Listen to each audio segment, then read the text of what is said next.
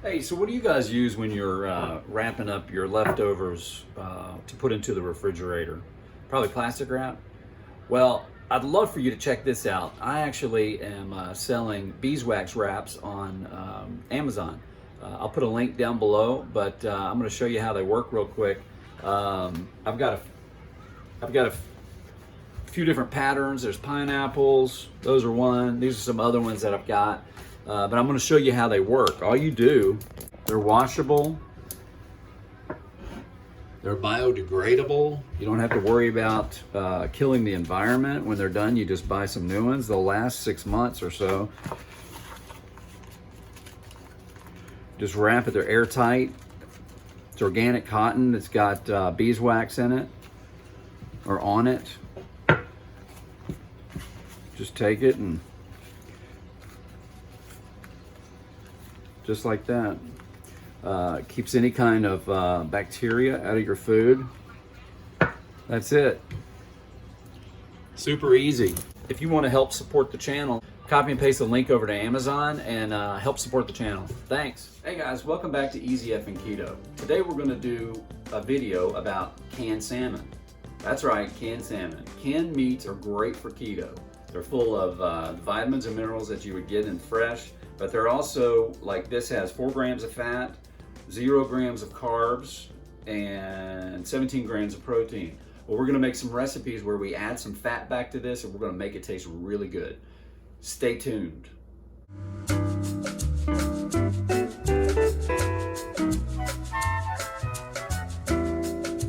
Hey, I'm the sexy fat guy cooking, and I'm gonna show you how to do easy effing keto. So I bet you're wondering, canned salmon, how are you gonna make canned salmon good? You get that in the middle of the grocery store on the canned aisle. How are you gonna make that taste good at all? This is wild caught pink salmon. It has the bones in it, it's got the skin in it. This is very good for you, kind of a fatty liquid with it that you can use that liquid. It's almost like a stock, so you could use that for your sauces, and we'll probably do that. We'll probably deglaze the pan. I've got one, we're gonna saute some and make a sauce for a pasta, a keto pasta. We're not gonna do the keto pasta today, but I'm gonna show you how to make the sauce. You can put it over a steak if you want, almost like an Oscar. But we're gonna show you how to do this. It's super simple and it's very good and very good for you.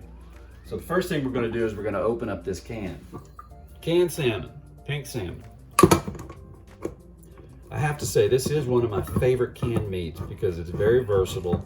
It tastes really good too. It's got really good sea flavor, salmon flavor. Okay, first thing we're gonna do is empty this out. What? There's a piece of grilled salmon in there. Wow. No, not really. That's just a joke. But grilled salmon's really good too. Well, how can that be good for anything, Jay? It's probably what you're asking me. Well, you're gonna see. All right, first thing we're gonna do is we're gonna make a salmon cake. We're gonna make it, we're not gonna bread it. Typically in the South, typically anywhere you get a salmon cake, it's gonna have flour of some sort on it. But we're not gonna do that. We're just gonna make a salmon cake. We're gonna saute it in some bacon fat. I'm gonna show you how to do it. First thing, let's get some of our salmon out. It doesn't matter. You don't have to pick through it. You can just take some salmon. And you can make a bigger batch of this, of course. We would take a whole egg, maybe to half the can. It's really just how much you want. So I'm just gonna mix this up just so I can use just a portion of it. I'm not gonna use the whole egg. All right, let's add some mayonnaise. Again, we're adding fat. The egg is gonna help keep this together. Add some mustard. You can add as much or as little as you like. We're gonna add some red peppers. Add a little bit of salt. Gotta have a little salt. A little pepper. A lot of pepper. And let's add a little red pepper flake too. Now we don't have to, since we have the egg in here to bind it, we might have too much mayonnaise, but that's okay.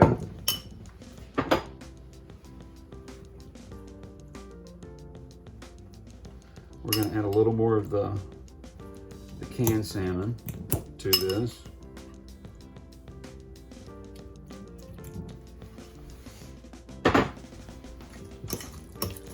Mix that up. Then we're going to get a pan going, get it hot, get the oil hot. Now you could add almond flour to this. Let's do that. Let's add a little almond flour to this. Now the almond flour will help to bind it almost like a breadcrumb.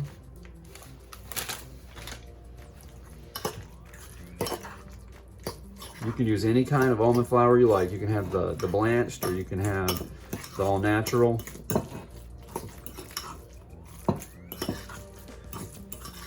Now you're going to think that this is not going to stick together, but this is also going to be a lot lighter of a cake.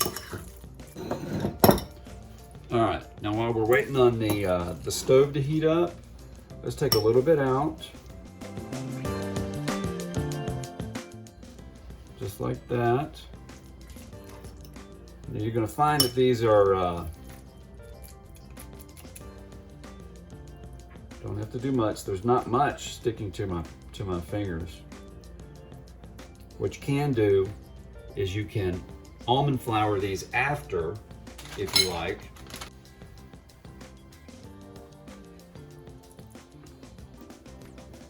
We'll do one both ways so you can see it. Got to make sure that your oil is very hot, because these will stick, and it'd be good to use a non-stick pan as well. Make sure you wash your hands afterwards too. Let me bring you over to the stove. Okay, this is our pan. We've got our bacon fat getting hot. All right. Now when you set these in the pan, you want to set them away from you so it doesn't splash. You don't want these to splash on you. And when you get them in there, I want you to kind of give the pan a little shake.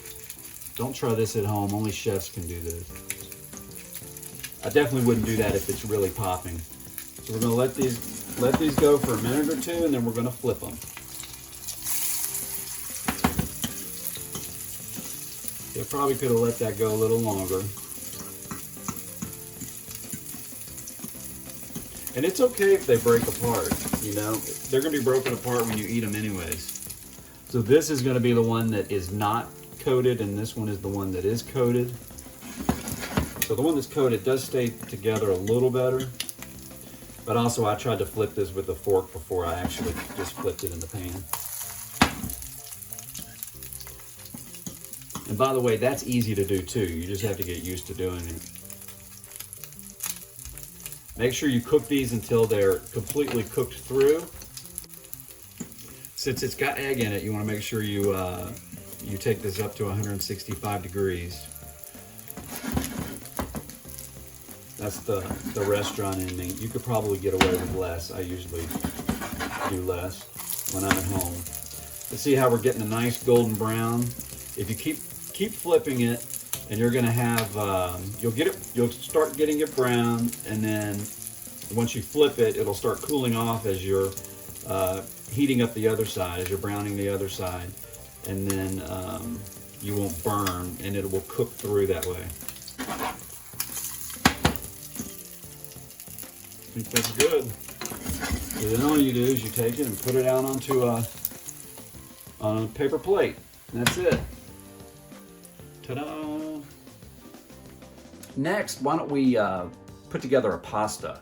So let me walk you through this. So we're going to use do like a primavera pasta with just some stuff that I had in the refrigerator. You don't have to use anything in particular. We're going to use some Brussels sprouts that I pickled in one of my previous videos, still in the refrigerator, and they're still good. They're going to add a nice flavor to it. And then we're going to do some red peppers and some zucchini. So I'm going to bring you back over to the stove, and guess what? We're going to use the same pan. The pan's still hot. I'm just going to wipe out any of the crumbs from before. That's a good thing about non-stick pans, as long as you don't burn them. Put a little more bacon fat in. So we're going to start with the zucchini and the red peppers. And we're going to cook these until they're starting to get soft.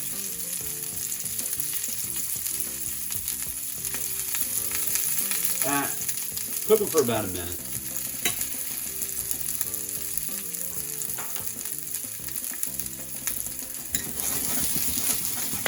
The pickled Brussels sprouts are already soft, so you don't have to cook them as long, but you still want to get them brown, and you still want to kind of work them into this sauce.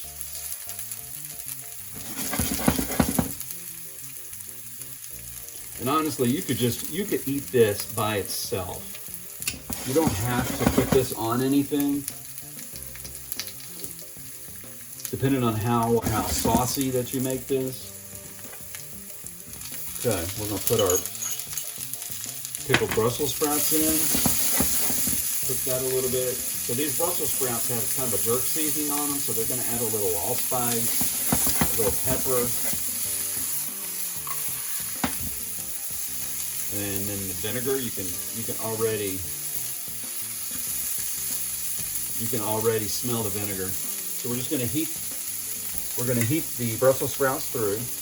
That's good. I'm gonna add a little bit of the juice to kind of deglaze the pan.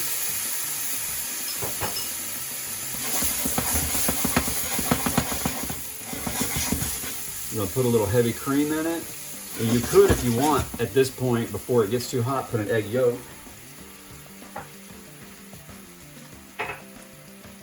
But I think what we're gonna do, and you could also you let this cook down a little bit, it's starting to thicken up. We could put Parmesan cheese in it, but I'm gonna put some of this romaine pesto that I made. And this is also from another video. So this is gonna be like a pesto. Almost forgot the secret ingredient. Now, this is completely cooked through, so you don't have to put this in early. All we're doing is we're heating it up. I'm gonna add just a little more cream to it. You could also put a little butter. If you could just smell that right now.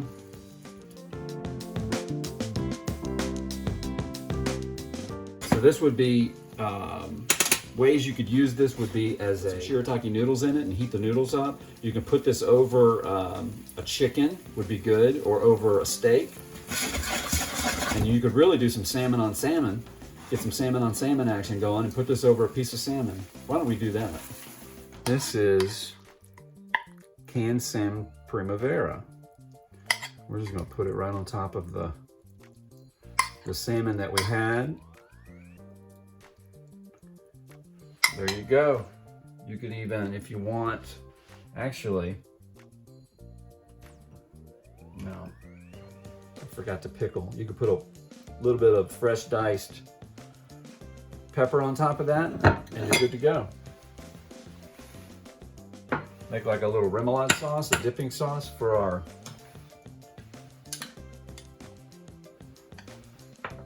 just make a little Cajun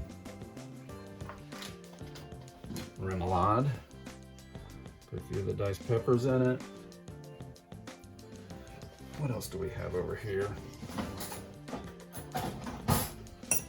You could put horseradish in this.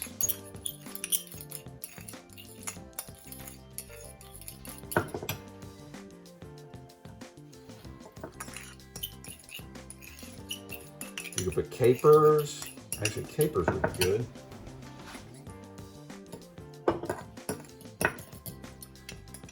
All right.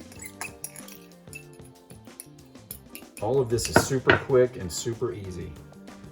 Well, there you go. That's 2 recipes from the canned salmon. You could also make salmon salad. You could make lots of other things. But what we're gonna do right now is we're gonna try this. So I wanna try I don't know if you can see this. I'm gonna try the salmon cake, the one that does not have any of the almond flour on it. That is really good. Stays together really well. Now, the almond flour one's gonna have probably These are probably 1 or 2 carbs a piece. The one with the almond flour coating is going to be just a little more. But we didn't put much. There's nothing in the mayonnaise. There's nothing in the mustard. There's a little bit in the red pepper, but there's not that many red peppers in it. So I think we're 1 or 2 carbs each.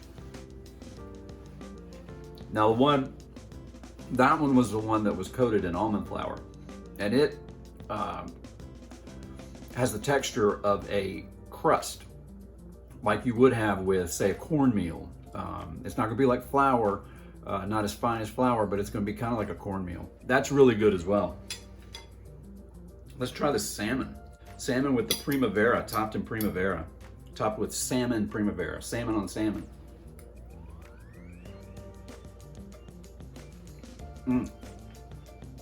You know, that romaine pesto adds so much flavor to this with the garlic and the Parmesan.